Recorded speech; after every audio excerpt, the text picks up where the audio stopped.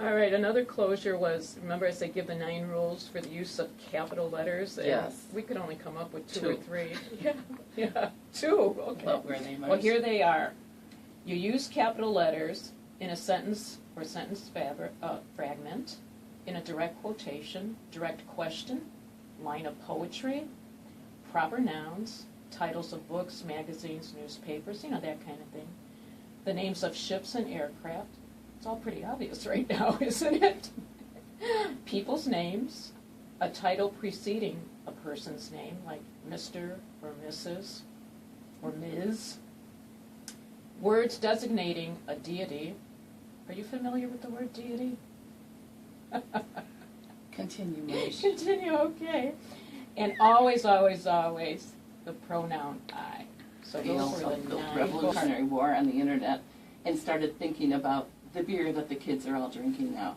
And so my mind, now I found it was more fun.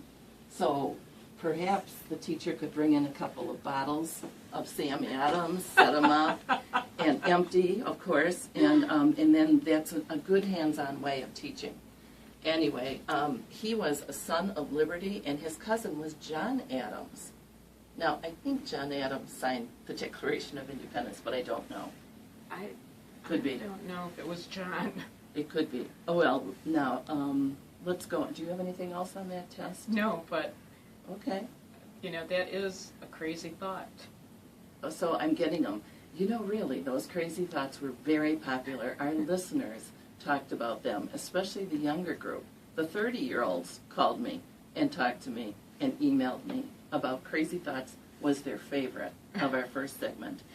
And so I was racking my brain, because I can't have you beat me out, Marsh, if you've noticed that over the years. So I was racking my brain. I did come up with some.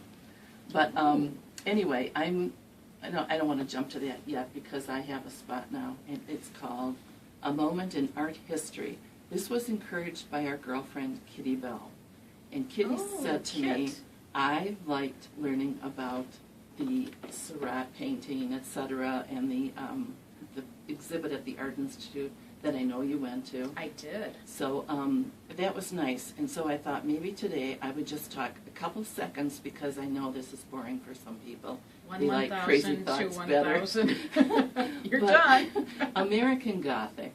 Now you probably know that painting. It's a farmer and his wife is what people say about that. And I remember seeing it as an art major in college. I went to visit a friend who lived in River Forest. And I went to the Art Institute one day, and there it was on the wall. I was totally enthralled, because I didn't realize that was a real painting by Grant Wood. He painted that in 1930, and it was done in Eldon, Iowa, and he went past the houses in that town because he wanted a site to paint from. He saw this Gothic window, and it's called Carpenter Gothic, that type of home, with the one Gothic window at the top. And a lot of churches at that time were doing that, or single homes, especially in the rural areas. He chose his sister, Nan. She is the girl in that. And his dentist was the male figure in that painting. So it's not really a farmer and his wife. Now, I went to visit Michaela, my daughter, at her school, and I was in the other room doing some little artwork for her, and she said, she was talking to her kids about portraiture, and she used that painting. And so from the other room, I heard her say, and this is Farmer Dude and his wife. Farmer Dude. I fell on the floor. I loved art history, and I taught her. Yeah. I was her art teacher. You didn't tell her that was Farmer Dude, did you? Farmer Dude, and not one child laughed. And I was thinking later, I taught the way I teach. Yeah. And it was much more, I thought, professional. And she did a fine job. But the slang, remember last week you talked about the slang kids are using? There you go. Now, who would ever think of talking about a masterpiece in such a manner? But it was perfect. Those kids knew their stuff.